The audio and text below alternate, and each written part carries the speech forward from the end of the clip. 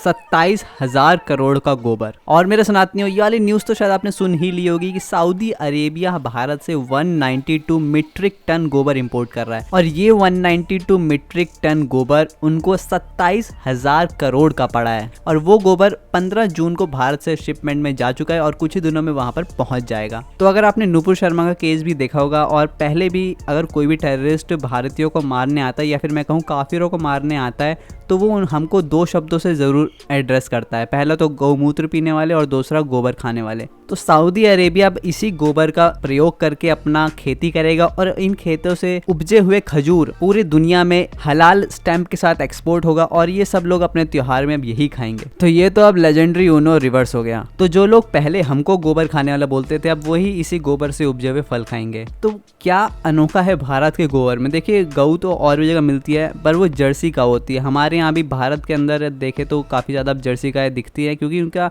Milk जो production है बहुत ज़्यादा है, उसमें क्वांटिटी ज़्यादा बट क्वालिटी बहुत कम है। और अगर अमेरिका देखे, जितने भी और बाहर के देश हैं, वहाँ पर सिर्फ जर्सी गाय मिलती है और उनका जो मिल्क होता है उतना ज़्यादा अच्छा नहीं माना जाता। परंतु अगर हम भारत की गऊ पे देखें तो उससे निकला हुआ हर एक चीज़ हमारे आयुर्वेद में देखी या फिर हमारे शास्त्रों में उसको अमृत बताया गया है। हमारे यहाँ पर गौमूत्र का भी कई सारे अर्क बनते हैं, और हमारे यहाँ गऊ के गोबर को कई सालों से प्रयोग किया जाता है। आज भी अगर आप गाँव में जाओगे तो वहाँ पर आज भी उपलों का प्रयोग होता है। और अगर आपको छोटे से छोटा यज्ञ भी करना है तो यज्ञ के लिए आपको घी, गोबर, ये सारी इंपॉर्टेंट चीज़ है जो चाहिए ही चाहिए।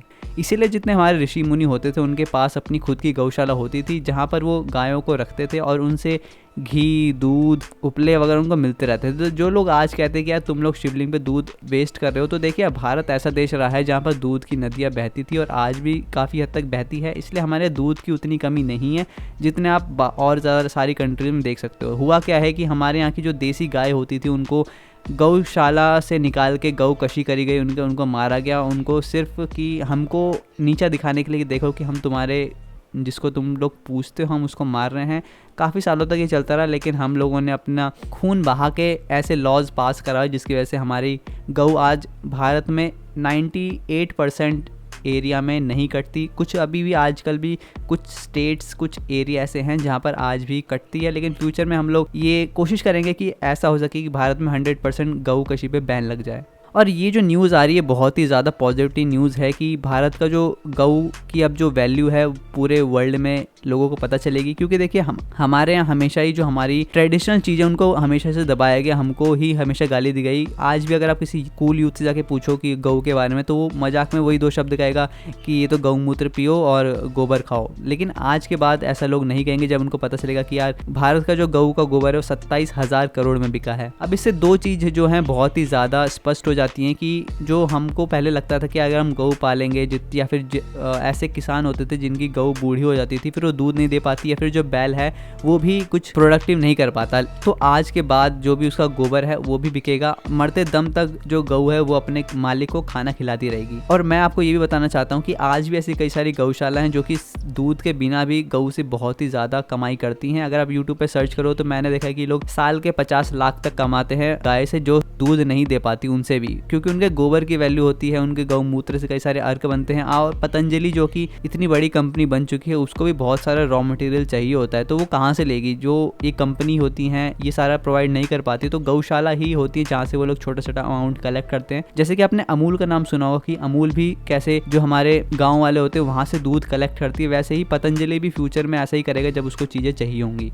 और ये जो सऊदी अरेबिया में 27,000 करोड़ का गोबर गया है ये भी ऐसे ही किसी गौशाला से गया है। जयपुर के अंदर श्री प्रिंजापुल गौशाला है जिसने ये सारा गोबर कंपनी को दिया है, और एक जो गौशाला है उसके पास भी एक साथ इतना सारा 195 मीट्रिक टन गोबर एक साथ तो होगा नहीं, तो उन्होंने भी कई सारी छोटी छोटी गौशाला से सारा कलेक्ट किया होगा। और आप ये फ्यूचर में देखिए, अभी तो सऊदी अरेबिया जो कि कट्टर इस्लामिक देश है जहाँ पर गऊ को रिस्पेक्ट नहीं है वो ले रहा है। अभी सोचिए अमेरिका जितने बड़े बड़े कंट्रीज है जो ऑर्गेनिक फार्मिंग की तरफ जा रहे हैं, उन्होंने पेस्टिसाइड्स डाल के अपने सारे खेत बंजर कर रखे हैं, और उनको रिन्यू करने के लिए उनकी पावर जो धरती की है उनको हमारे देसी गऊ का गोबर लेना ही पड़ेगा। और इतना ज़्यादा गोबर कैसे दे पाएगा। जो भी हमारे गौशाला हैं जो कि आज तक सिर्फ दूध पे ही जी रही हैं और गौ मूत्र पे जी रही हैं, तो आने वाले टाइम में जो उनका गाय का गोबर है एक एडिशनल इनकम की तरह आएगा, जो कि हमारे देसी गऊ को उसका जो स्टेटस था पहले उसको पूजा जाता था वो वाला स्टेटस फिर से वो अचीव करेगी हमारी गऊ। और इससे एक और चीज़ होगी, देखिए अभी बांग्लादेश, पाकिस्तान, यहाँ पर भी देसी गऊ बहुत सारी हैं और देसी गऊ का भी क्या हाल है बांग्लादेश में आप सोच सकते हैं। वहाँ पर मेजोरिटी में अभी शांति प्रिय मजहब के लोग हैं, तो वहाँ पर गऊ कशी बहुत ही ज़्यादा बड़े स्केल पे चलती है। पर अगर वहाँ उनको पता चलेगा कि कैसे भारत जो है गऊ का गोबर बेच के इतना ज़्यादा पैसे कमा रहा है, तो बांग्लादेश में भी हो सकता है फ्यूचर में कि कुछ गऊ ऐसी हों जिनको गोबर के लिए रखा जाए, उनको पैसे कमाया जाए। क्योंकि अगर आप एक गऊ को काटते हो पहले तो उसे बहुत ही ज़्यादा तड़पा के मारा जाता है और एक गऊ जो है तड़प के मरने के बाद 70 से 80 हज़ार रुपये तक देती है। परंतु अगर उसी गऊ को जिंदा रखा जाए तो वो उससे ज़्यादा अमाउंट पे करती है अपने ओनर को जो उसकी देखभाल करता है। हमारे यहाँ तो सेवा मानते हैं, पर अगर आप बाहर देखो तो वो उसका मालिक है, वो उनका एक प्रोडक्ट की तरह ही देखते हैं। तो ये न्यूज़ बहुत ज़्यादा पॉजिटिव है। ये सिर्फ भारत के लिए नहीं बल्कि पूरे विश्व में हमारा सम्मान जो गऊ का था वो दोबारा मिलेगा। जितने भी गऊ भक्त होंगे वो बहुत ही ज़्यादा प्रसन्न होंगे। और जब सऊदी अरेबिया ने गोबर खरीदा है तो उन्होंने ऐसे ही